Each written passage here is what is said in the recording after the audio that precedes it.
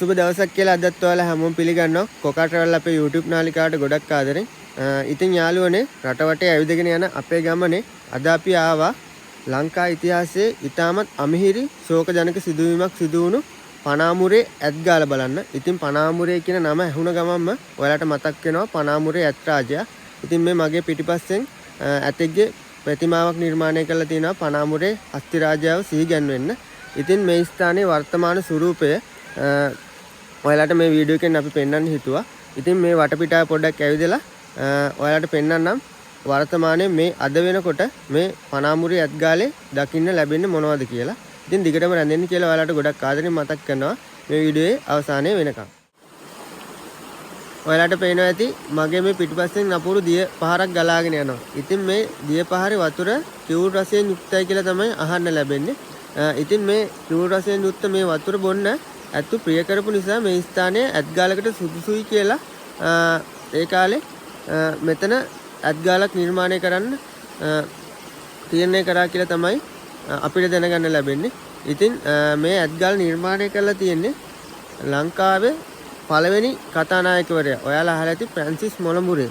Francis මොලමුරේ මහතා තමයි මේ ඇත්ගාල නිර්මාණය කරලා තියෙන්නේ. ඒ වගේම තමයි පනාමුරේ ඇතා පනාමුරේ හස්ති රාජයාට වෙඩි තියන්න කියලා නියම කළා.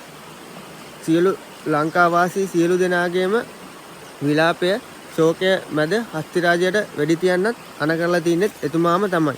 ඉතින් ඒ ගැන හරි අපූර්ව කතාවක් තියෙනවා. මේ පනාමුරේ හස්ති රාජයාට වෙඩි තිබ්බට පස්සේ ෆ්‍රැන්සිස් මොලමුරේ මහත්මයාගේ මුළු පවුලට මේ ශාපේ වැදුනා කියලා එතුමා හිටියේ මොලමුරේ වලව්ව මේ වෙනකොට තියෙන්නේ මාදම්පි ප්‍රදේශයේ. ඉතින් මේ මොලමුරේ වලව්ව සම්පූර්ණයෙන්ම පාළුවට ගියා කියලා කියනවා. එතුමාගේ පවුල විනාශ වෙලා ගියා කියනවා.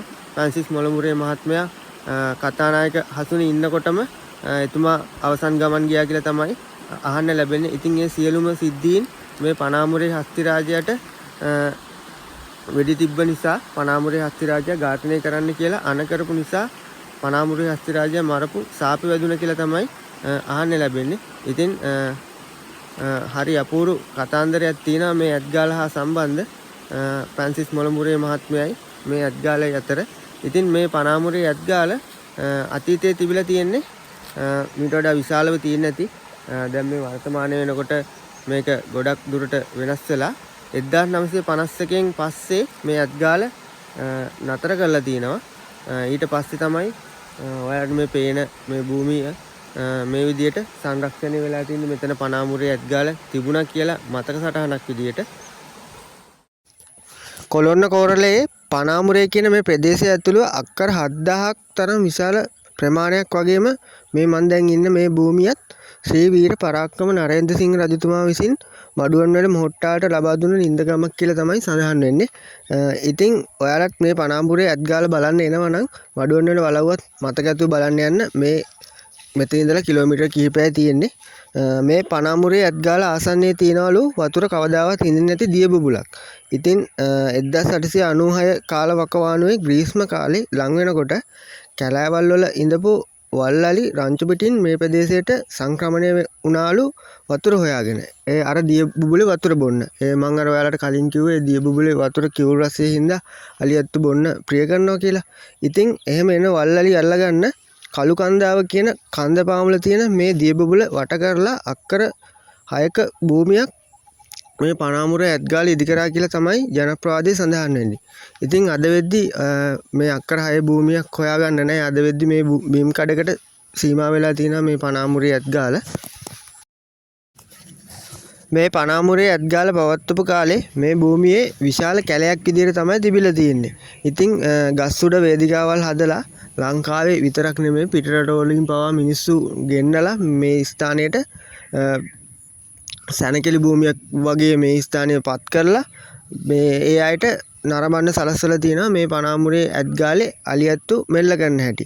ඉතින් ඒ දවස්වල මේ පනාමුරේ හඳුන්වලා තියෙන්නේ ගාල් නගරය කියලා. ඉතින් මේ දහසක් වද දීලා අල්ලගන්න මේ සත්තු ගස් බැඳලා තියලා දවස් දෙකක් තුනක් ඇතුළත ඒ කාලවකවානුවේ මුදල් වල වටිනාකම මේ හැටියට රුපියල් 1500ත් 4000ත් අතර මුදල් වලට විකුණනවලු. ෆ්‍රැන්සිස් මොලමුරේ මහතා තමයි 19 1950 කාලවකවානුවේ මේ පනාමුරේ ඇත්ගාලේ බාරකාරයා විදියට ඉඳලා තියෙන්නේ. ඉතින් මේ ගාල ඇතුලේ 1950 කාලවකවානුවේ අලියැත්තු 27 දෙනෙක් ඉඳලා තියෙනවා. එතනින් එක හස්තියෙක් තමයි අපි හැමෝම දන්න පනාමුරේ හස්තිරාජයා. ඉතින් හරියටම 1950 අගෝස්තු 9 වෙනිදා මේ පනාමුරේ හස්තිරාජාව මෙල්ල කරගන්න මෙතන හිටපු කිසිම කෙනෙකුට බැරි වෙලා තියෙනවා.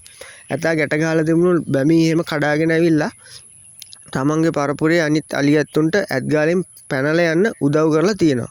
ඉතින් ප්‍රචණ්ඩ විදියට හැසිරුණු මේ පනාමුරේ හස්තිරාජයා පාලනය කරගන්න බැරි හින්දා පනාමුරේ හස්තිරාජයාට වෙඩි තියලා මරන්න අවසර ඉල්ලලා තිනවා කොළඹට පණිවිඩය යවලා. ඉතින් ඒ පණිවිඩය යවලත් මොන දෙයක්වත් කරලා මෙල්ල කරගන්න බැරි වුණ තැන 1950 අගෝස්තු 12 වෙනිදා හවස් යාමේ මේ සත්‍යයට වෙඩි තියලා ඝාතනය කරනවා.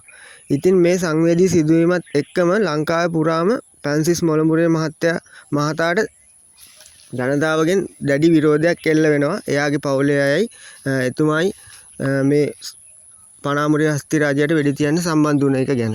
ඊට පස්සේ තම වර්ගය වෙනුවෙන් සටන් ඇදලා දෙනෝදහක් ඉස්සරහා දිවපුදුපු පනාමුරේ ඇත්රාජයාගේ අහිංසකකම ගැනයි ෆ්‍රැන්සිස් මොළඹුරේ මහතාගේ කූරත්වයේ ඒ අවසානයේ තමයි ලංකාවේ තිබුණු අවසාන ඇත්ගාල විදියට මේ පනාමුරේ ඇත්ගාල පත් වෙන්නේ.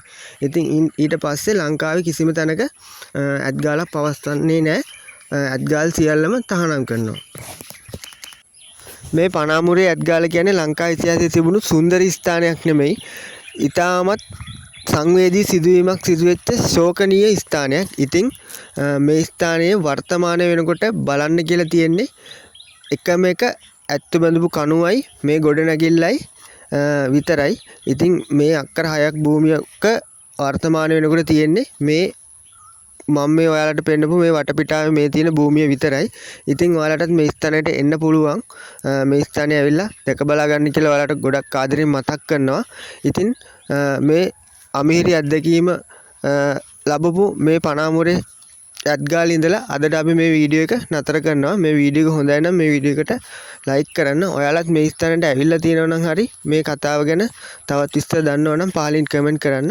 මේ වගේ වටින වීඩියෝ බලන්න අපේ කොකා ට්‍රැවල් YouTube නාලිකාව subscribe කරලා අපිත් එක්ක එකතු වෙන්න කියලා මතක් කරනවා. ඔයාලා හැමෝටම එහෙනම් සුබ දවසක් කියලා ප්‍රාර්ථනා කරනවා. අදට අපි මේ වීඩියෝ එක නතර වෙනවා.